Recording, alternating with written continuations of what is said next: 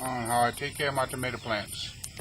And this is the way I was taught, and this is the way I'm going to try to share with you. My father, my grandfather, they all pretty much done it the same. Alright, now, in between every branch, there's a sucker that comes up. We call suckers these little bad boys right here. You can zoom in on this. You think you can try to zoom in on it, son? It's... Can you see the suckers? Yeah, I believe so. Alright. In between these little branches right here, these little suckers. What I do is just peel them back and pop them off. Peel them back, pop them off. Peel them back, pop them off. Alright? And so on. Every one that comes up in between the fork, except for your top one. You got to be careful with like this one right here. This might be your main branch coming out, so you got to kind of wait on it. And here's one more sucker here. And my next step, after I pull my suckers, which I didn't really need to pull the bottom ones because I will be taking them branches off. Alright, now, you look for your tomatoes as far as, you're taking off these bottom branches. Alright, see what I'm cutting at right now? These are just branches that are useless. Now, only reason why I haven't taken these two off yet, because I need them for my string to hold up so the string don't go down.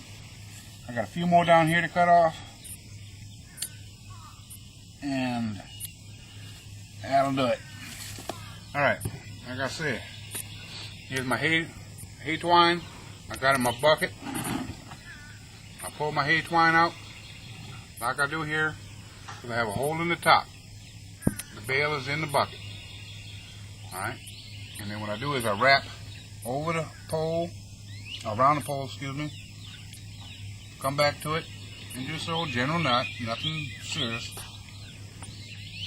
But I do stay on top of the last branch that I have to stop it from sliding down.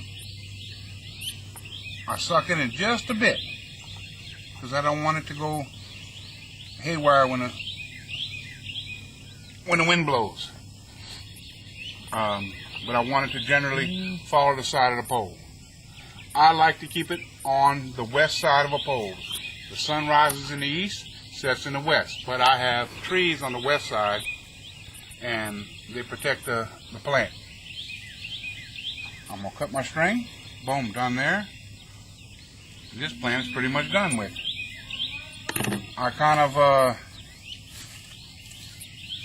need to do a little hoeing.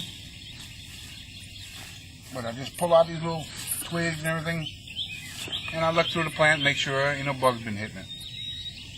I'm done as far as that. Now, as you can notice, all the other plants have been tied up and ready for its next time when it comes, which will be soon, not too long away. Alright, this is one I wanted to show you with a little older plant. This has got about a 8-inch jump on the one I showed you up front.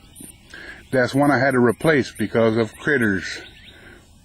I lose tomato plants to cutworms, critters, so on and so on.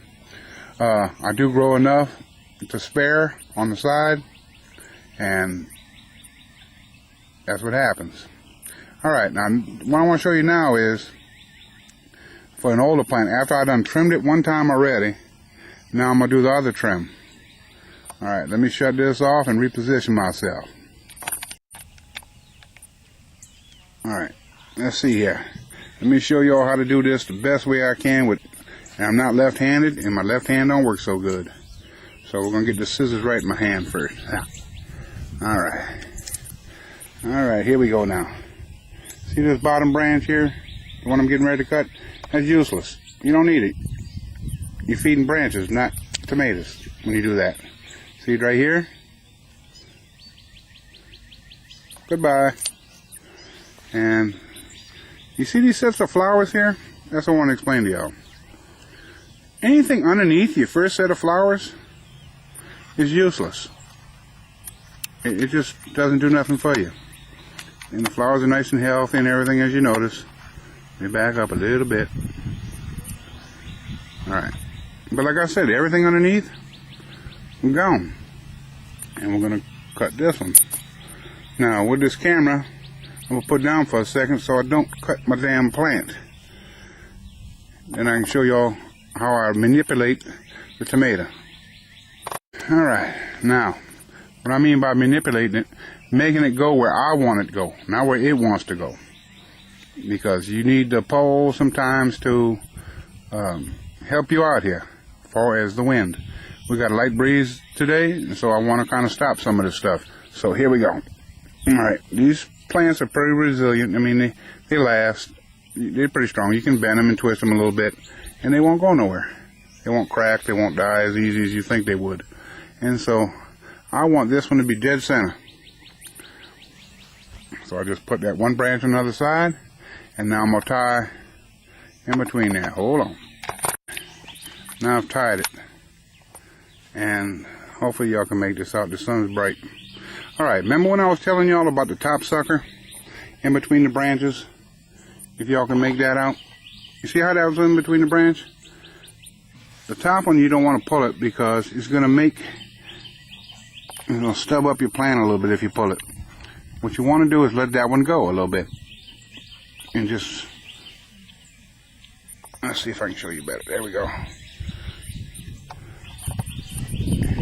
And I took a so-called beautiful tomato plant and butchered, like some of y'all would say. And that's all the remnants of it right there. But you got to do this to grow a healthy yield on your tomato plants. Like I said, this is the way I was taught, and this is the way I'm going to try to teach you. Alright, let's go to the next one. Alright, y'all, let me explain what I just done.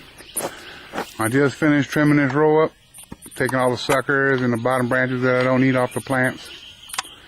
Yeah, and it looks like a hedgehog went through here or something. So what I'm going to do now is take a little break, wait till the sun comes on the other side this afternoon, and I can get in the shade. I just want to film this morning before I started. I throw all my cuttings in between the rows. That'll eventually turn them off, go back to the good old earth. But you see this tomato plant here? That's the other side of the one I was showing you. Ain't nothing left of it, is there? But look at them top 3 branches.